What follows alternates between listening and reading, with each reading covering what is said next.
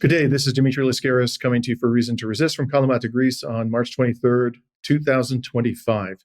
I'm very pleased to be joined again by our good friend and geopolitical analyst extraordinaire, Laith Marouf from Beirut, Lebanon. Thank you very much for joining us again today, Laith. Great to be with you, Dimitri. So, Laith, I'd like to begin with developments in South Lebanon during the past couple of days.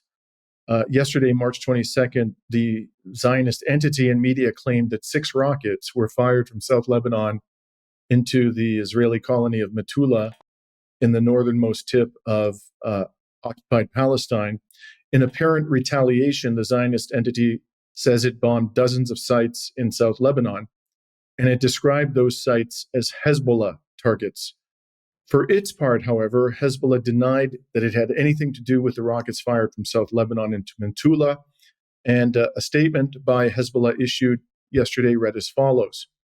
Hezbollah denies any connection to the rocket launches from southern Lebanon onto the occupied Palestinian territories, affirming that the Israeli enemy's claims are part of its justifications for continuing its aggressions against Lebanon, which have not ceased since the announcement of the ceasefire. Hezbollah reiterates its commitment to the ceasefire agreement and confirms its support for the Lebanese state in addressing this dangerous Zionist escalation against Lebanon. And that's the end of the statement. Now, Laith, in the past, Hezbollah hasn't been shy about taking credit for its attacks on the Israeli military. What do you think is going on here? Were rockets fired at Metula from South Lebanon? And if so, who do you think is responsible for those rockets? Well, the information that we have right now from the Lebanese military is that these rockets were fired from an area north of the Litani River, meaning not south of the Litani, where 1701, the UN Security Council resolution is applied for the withdrawal of Hezbollah.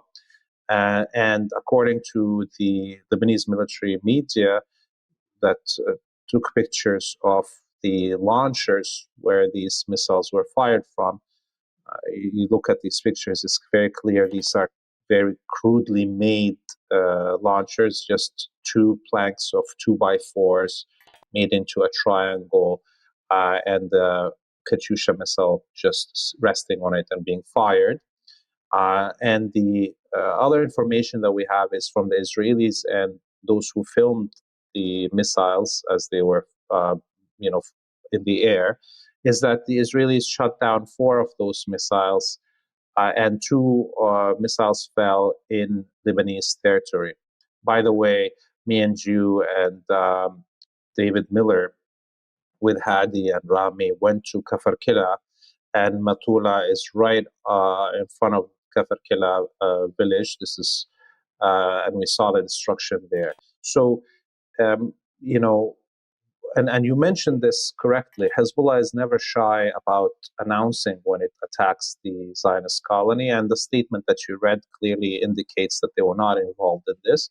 So we don't have answers to who did this, but from the crudeness of the launchers, and the fact that the Israelis didn't bomb these launchers as the attacks were happening, given that there is 24 hours drones flying over the south of Lebanon and satellite imagery and so on that we witnessed together, it makes me feel that either it is somebody who takes directions and directives from the American, British, French, German embassies, or directly from the Israelis, that was told to give an excuse for the Israelis to attack Lebanon, and or that this is some individual small group that has no affiliation with the real resistance that decided to do this. In any case, the 2 days before the launch of these Katyusha missiles, there was Israeli attacks on South Lebanon anyways, and that included attacks on prefab structures, mobile homes that municipalities brought into the frontline villages, including like Kafar Kila, that were attacked. In Kafr Kila, the municipality put up 3 structures, mobile homes, to serve the population that's returning. That includes a bakery, a grocery store, and a vegetable store that were, burned to the ground with the Israeli attacks. And that was all before these Katyusha missiles were fired. And since the Katyusha missiles were fired, Israel conducted tens of raids on Lebanon, not only in the south, and the number of martyrs has risen today to 12. That includes at least 4 children and a woman that were killed in Tulin village, close to Kafr Kila, where people were in the main street shopping at the stores, and these stores and the gas station were attacked. One of the children that were martyred was a Syrian refugee child, so clearly she has nothing to do with either Lebanon and or resistance. And the number of injured is over 30 right now, and is still continuing the attacks by the Zionists. So I don't see, although the intensity of raids have increased over the last 2 days, the reality is the Israelis never stopped bombarding Lebanon and killing civilians since the quote-unquote ceasefire started.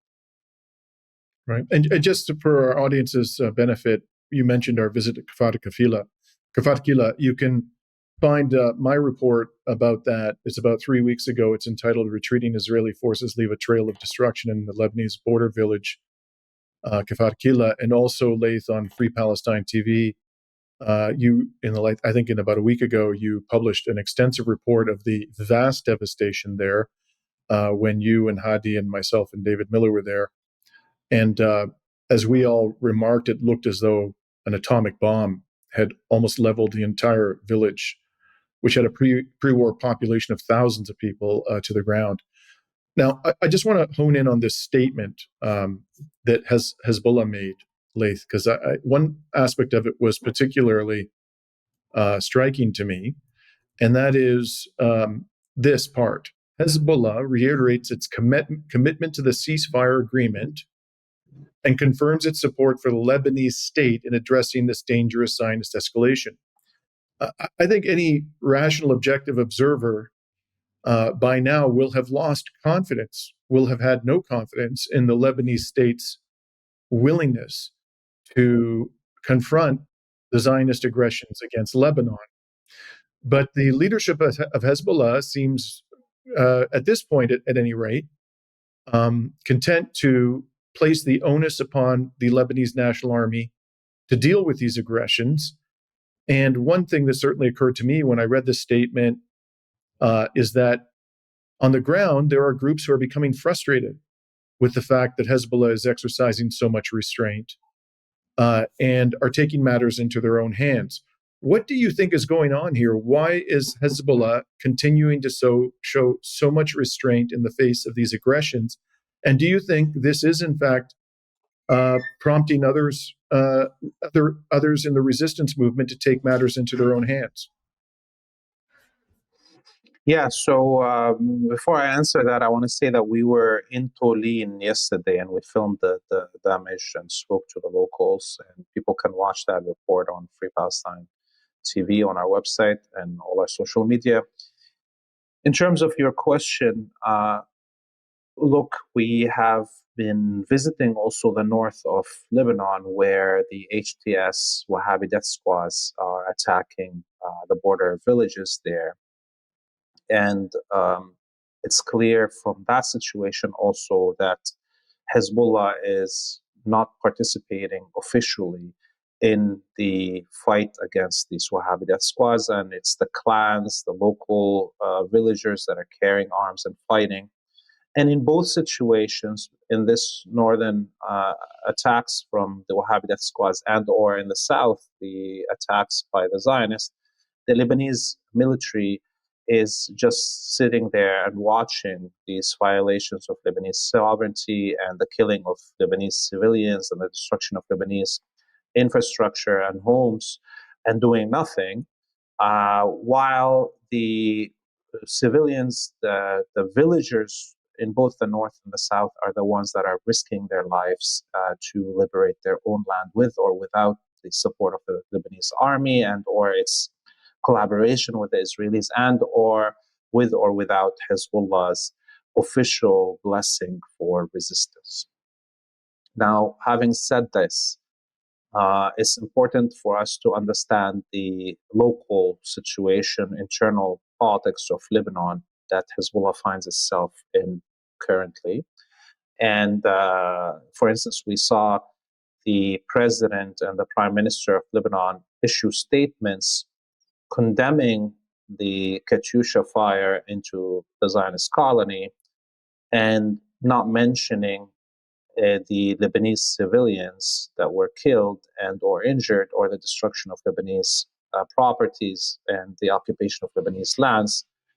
And that gives you an indication of where the new president and the new prime minister stand. They are appointees of the American embassy, basically.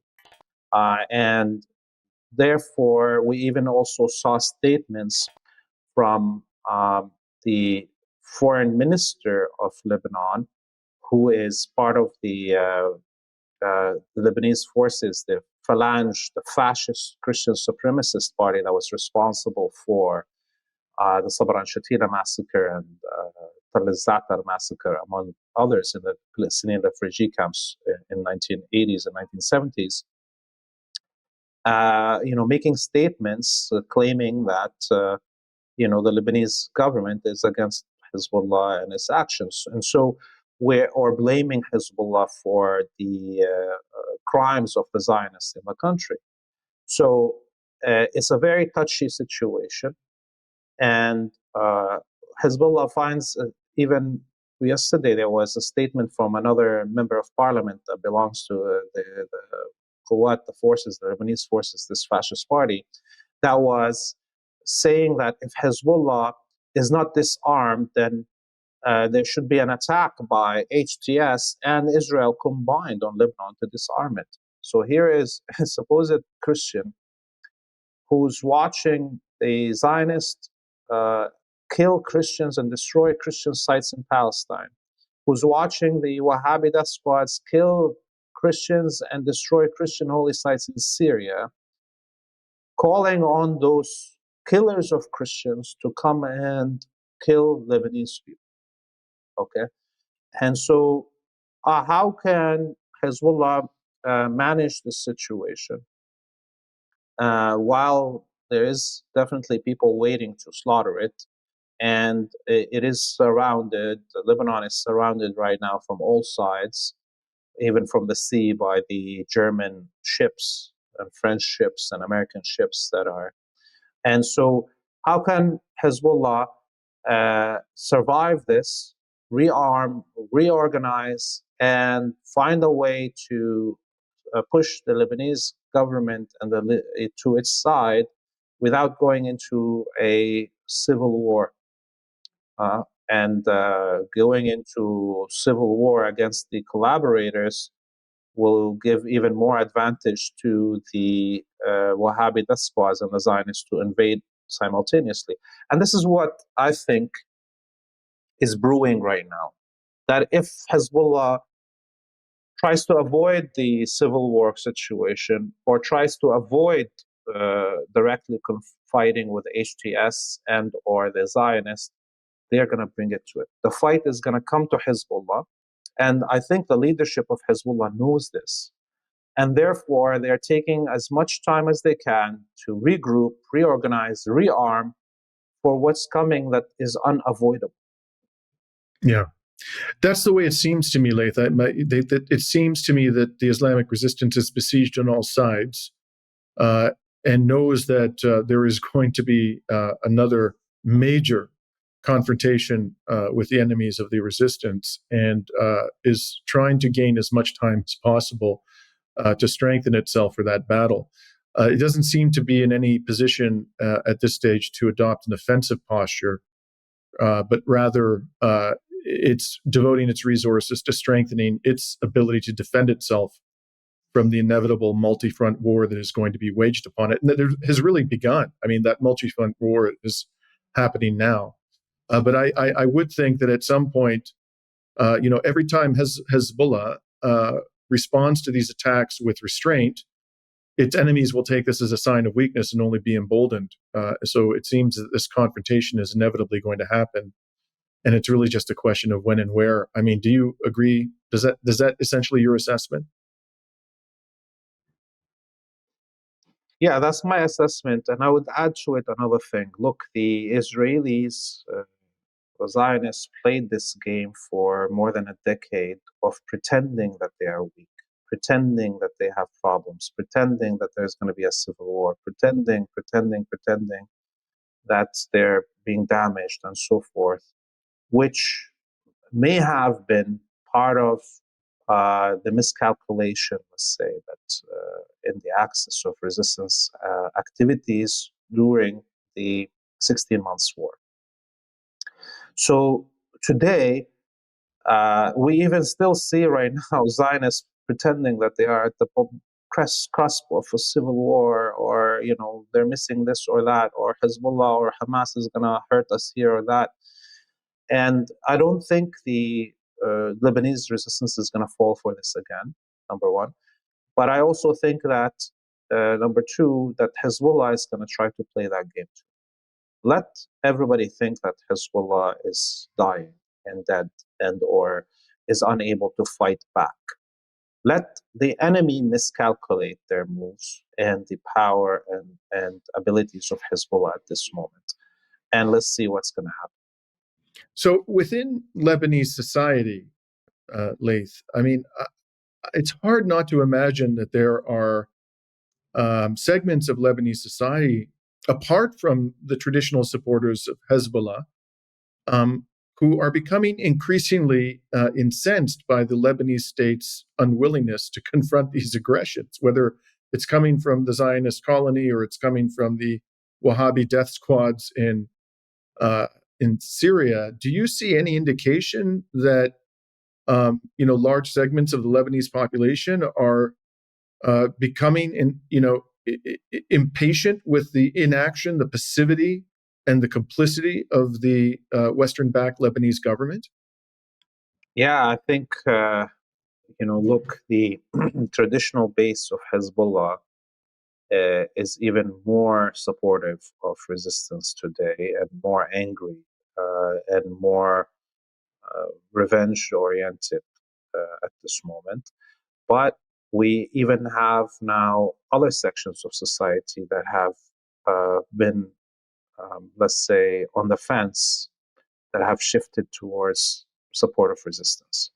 And that includes a huge swath of the Christian population that are watching the genocide of Christians in Syria, the first home of Christianity after the killing of Jesus Christ. And this also includes all the secularists that are looking at the Wahhabi government in Syria conducting the Islamization of the state. And that's basically the vast majority of Lebanese. Okay. Doesn't mean that these individuals are going to carry arms to fight on the side of Hezbollah, but that means that these are individuals that were persuaded before to stay on the fence and or to support the Western and agenda and Westernization of Lebanon, that are now worried about what's going to happen to them, their children, and their families and their lands and so on, if Hezbollah is weakened to the point where all these monsters can attack the country. And so we see a revival of the SSNP, the Syrian Social National Party, which has always been in existence, but has, kind of shrunk in the last 20, 30 years. We see a resurgence of membership applications, a resurgence of people going to the training camps of the SSNP and the Socialist Party, even the Druze, by the way, with Jumbalat, the leader of the Socialist Party here, are really worried and scared, although they were, let's say, on the fence before. They are now looking at what's happening to the Druze in Syria and the attempted encroachment of Israel towards the Druze traditional areas in Sweda in Syria as a huge threat. And so I think this is why I thought in my mind that Hezbollah is purposefully playing, in a way, this game of, if everybody wants to think that we are dead and we're weak and we're ready to be slaughtered, let them think that.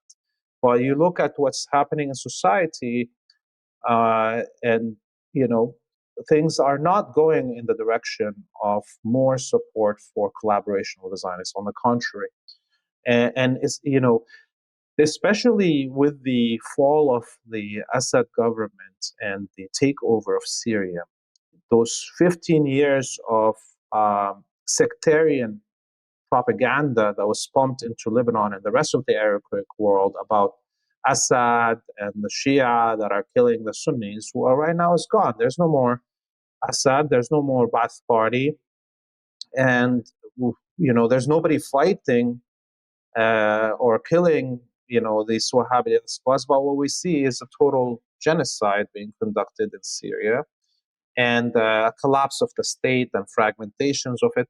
So right now, there's no way to convince anyone who has a few brain cells working in Lebanon that hasn't sold their mother to the Zionists and their wife and their daughters, already, that,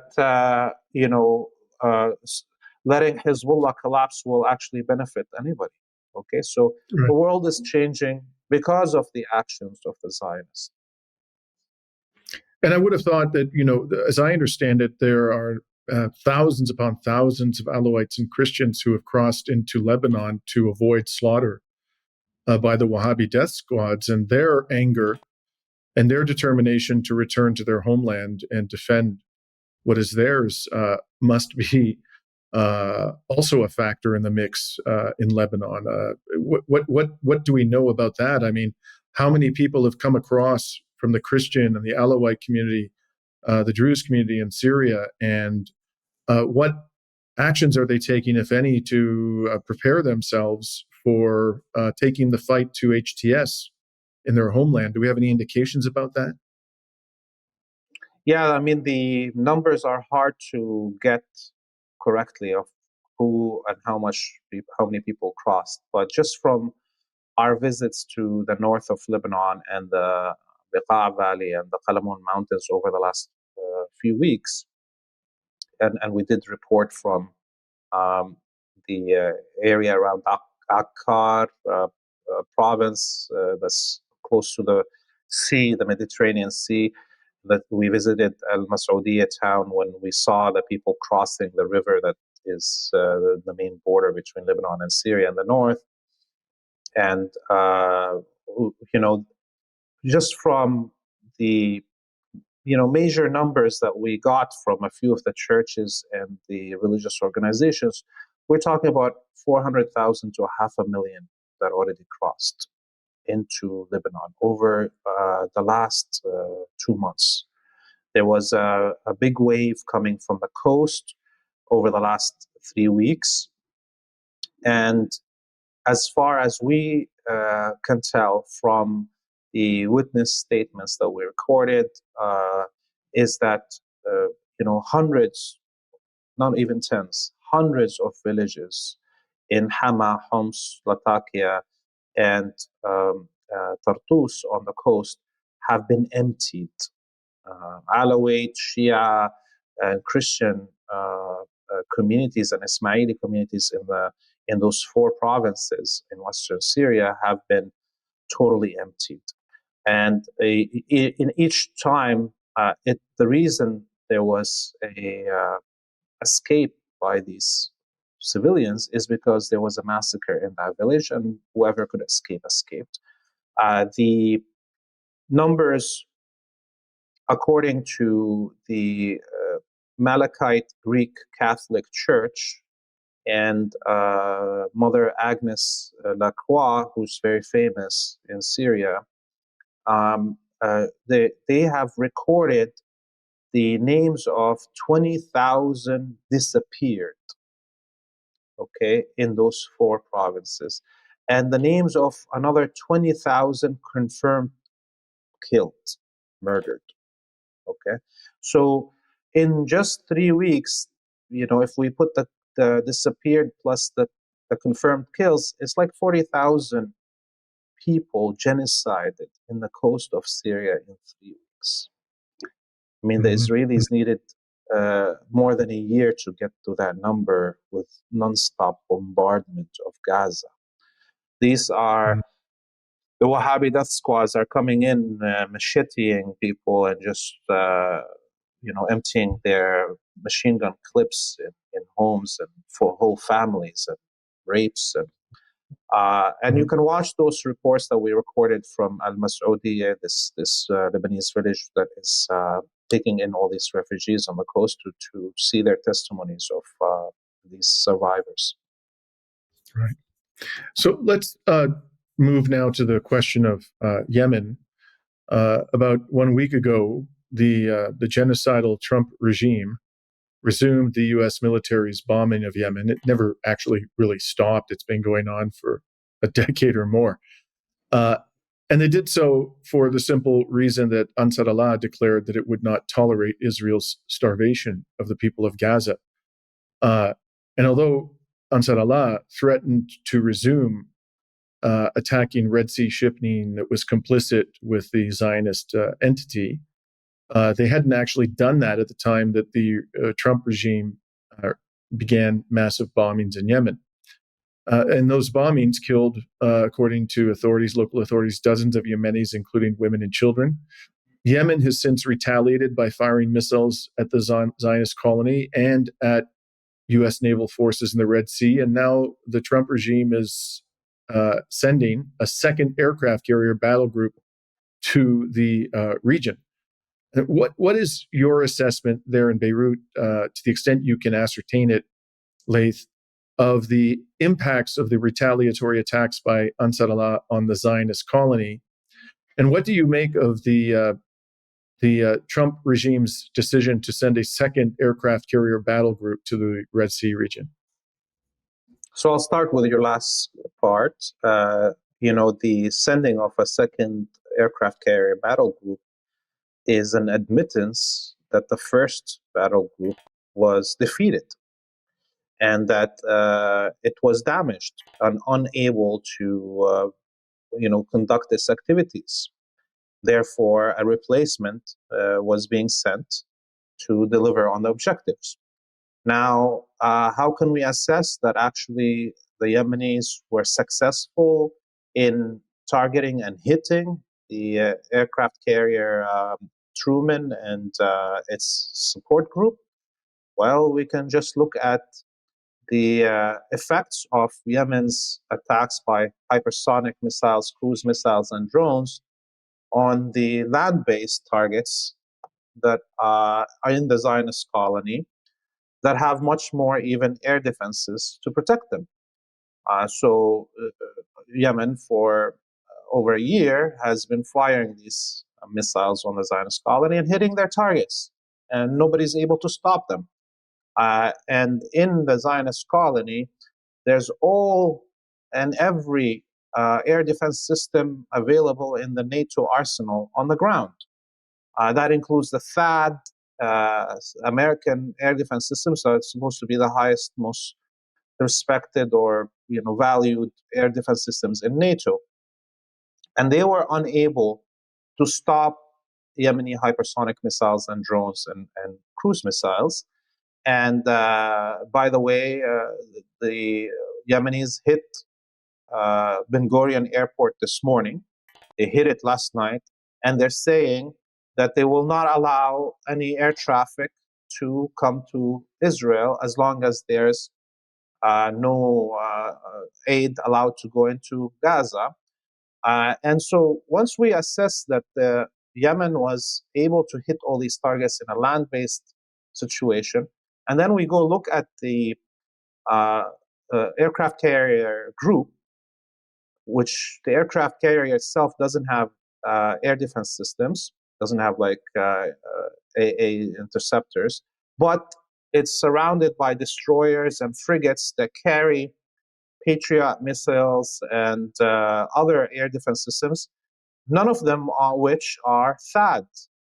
So if the aircraft carrier group doesn't have the THAAD, it has less than the THAAD, how can it fare better than the targets that Yemen is hitting in the Zionist colony? So logically, Yemen has been successful, has damaged many aircraft carriers and their fighter groups, not just now, but over the last 12 months. And now this new group that's coming, aircraft carrier group, according to the Yemenis, they're saying, hello, welcome, because it's going to give them now 2 targets instead of 1. And up until now, there's now, there's 2 other aircraft carriers over the last year that were also hit by the Yemenis. So pretty soon, the Americans are going to run out of aircraft carriers to project their power globally. So this fight is really harmful for American naval prowess. So, Laith, according to Ansar Allah, they fired 3 hypersonic missiles in 48 hours at Ben Gurion. And, as we know, commercial aircraft companies are extraordinarily conservative when it comes to protecting their assets and their passengers for reasons of, liability. So you don't even have to, for them to shut down Ben Gurion or create situations where major commercial airliners don't want to fly into the country, they don't have to actually destroy anything. Even if there's just a significant risk of something like that happening, this would cause massive disruption. And people should understand that, the Zionist colony is a tiny country, and Ben Gurion is extraordinarily and disproportionately important to people coming in and out of the country. So it seems to me that these attacks on Ben Gurion, whatever actual impact they may be having in terms of damage to the airport, have the potential to be quite disruptive to the Israeli economy. Not only that, but to the psychology of the colonists living in Israel, because Ben Gurion is so important to their ability to leave the country and return to the country when they're abroad. Any thoughts about that? Yes, definitely, because obviously, if Ben Gurion is not active, the Zionists would have to go to Jordan or Egypt, and or maybe take a boat to Cyprus to go anywhere in the world. And none of those are safe places for a mass number of Zionists, specifically Jordan, Egypt, even though that the regimes there are collaborationist. So the minute that Ben Gurion ceases to be able to service the movement of Zionists globally into the Zionist colony, it threatens the stability of the state. Another thing that I would say from this point is that while airline companies are usually conservative in terms of protecting their own assets and their passengers because of liability, I think Western aircraft carriers will risk the lives of their passengers and their liability for the eyes of the Zionist colony.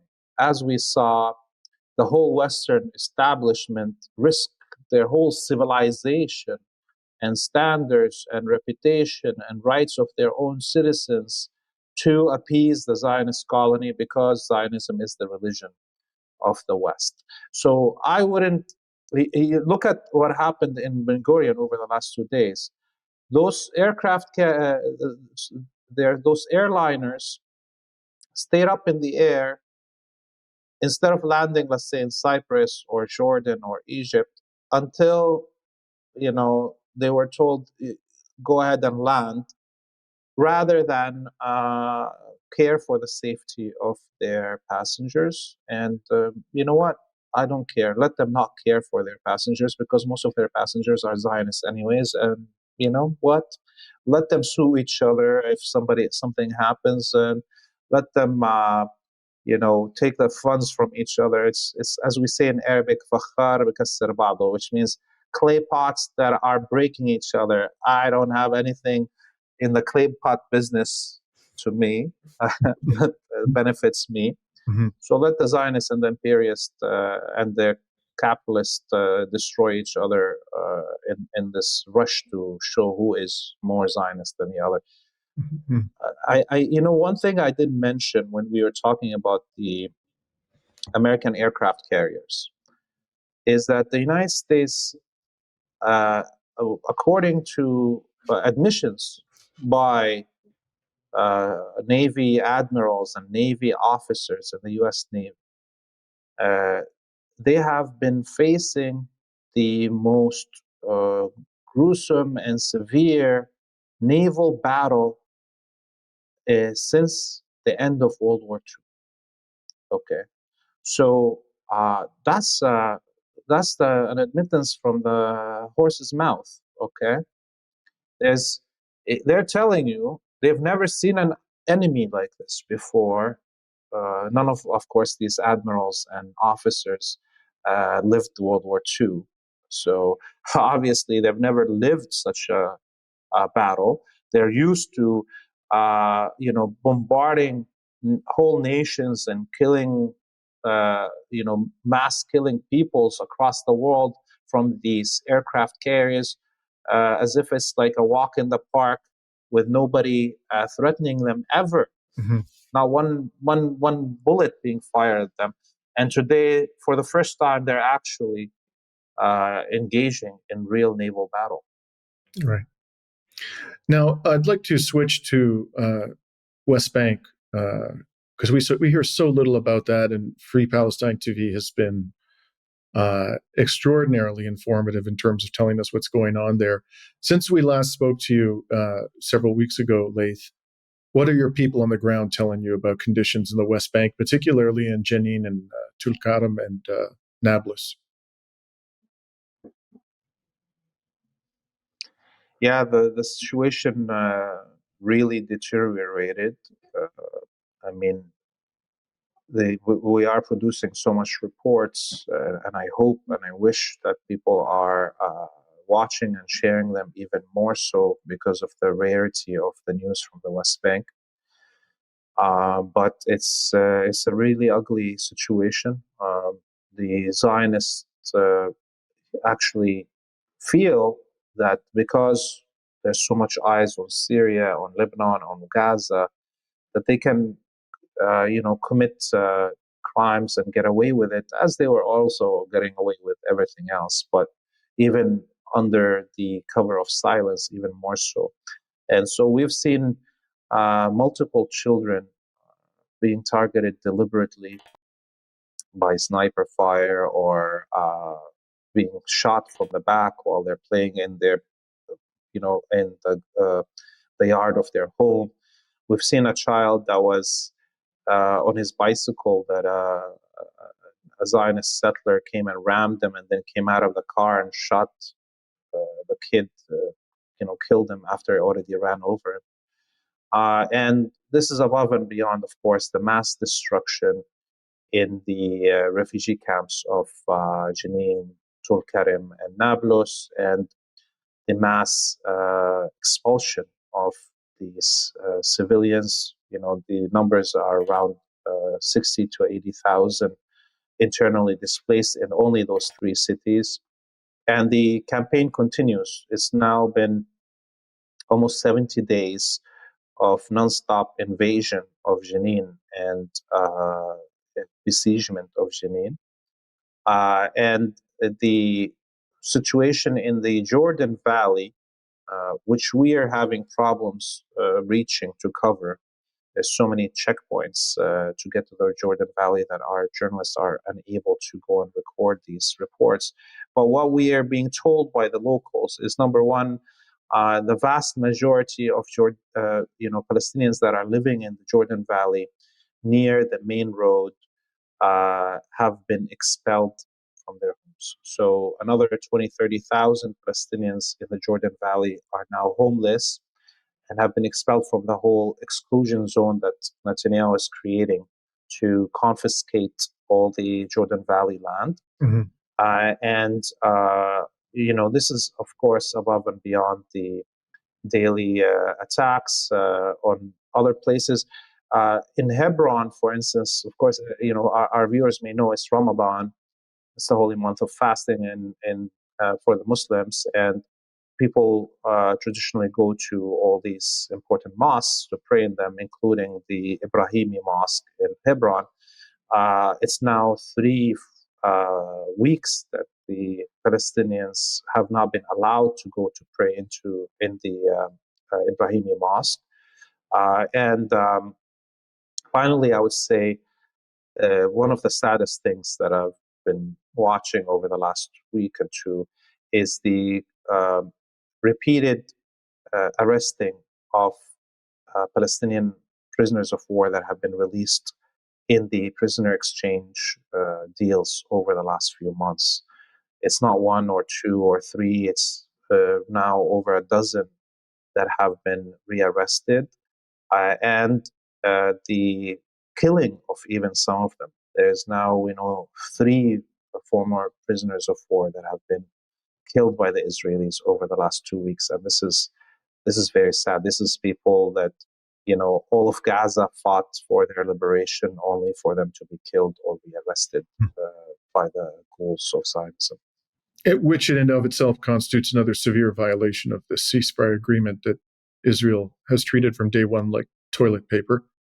Laith, what you're describing in the West Bank, even if we put aside the horrors that have been inflicted upon the people of Gaza, it sounds like a second Nakba is underway in the West Bank. Do you think that that's a fair characterization of what's happening there? Yes, it's a second Nakba. The greater Syria region has now lived a Nakba and a Naksa combined. The Nakba is, of course, the catastrophe of 1948, and the Naksa is the failure of 1967, where Israel defeated Jordan, Egypt, and Syria with its attack, unprovoked attack, and took all those territories. And so we're living that on a wider scale, and I think it's even more severe than that. I think we're living a reoccurrence, a flashback, a deja vu of the combined attack of the Mongol hordes and the Crusader hordes.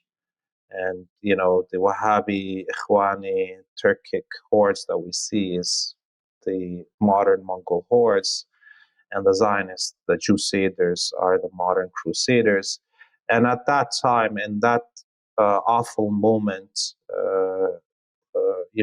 where millions of people in the greater Syria region were slaughtered under the feet of these hordes, that took 100 years to revive from as a culture and a people here. And this is what we're living right now, repeated a millennia after.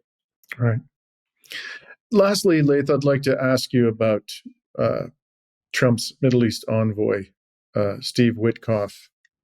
I've been meaning to get this off my chest for a few weeks now.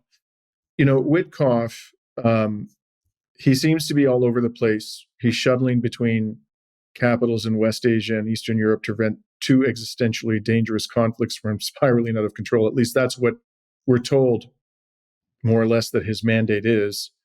Managing just one of these crises would be a Herculean task, but this man has been appointed to manage both of them at the same time. That seems to me like a recipe for disaster, particularly because he is spectacularly unqualified for the job. He seems to have devoted his entire life to wheeling and dealing in New York real estate. There's no indication he has any expertise whatsoever in the history, culture, or military realities of West Asia or Eastern Europe. And nonetheless, because he is associated in the public's mind with the ceasefire, we were told when the ceasefire came into effect, and it was at least, even though Israel never respected it, it was the most sustained reduction in the intensity of the genocide since the genocide began. We tend to associate him in our minds with, some meaningful effort on the part of the US government to bring the genocide to an end. But in recent days, he's beginning to sound a lot like Antony Blinken to me. He's kind of soft-spoken. He has no idea what he's talking about. He's completely drinking the Kool-Aid, the Zionist Kool-Aid, and ultimately is becoming a promoter and a defender of a genocide, which may be occurring now at an even higher level of intensity than it was under the worst days of the Biden administration. What are your thoughts about this Witkoff character? Do you think he has any idea what he's doing? Do you think he has the capacity to feel any humanity for the Palestinian people and to see the reality of what is going on there? Or is this just Blinken too? I mean, he wouldn't been appointed to this position if he had any modicum of humanism and or saw the Palestinians, the Arabs, the Muslims as equal human beings. That's for sure.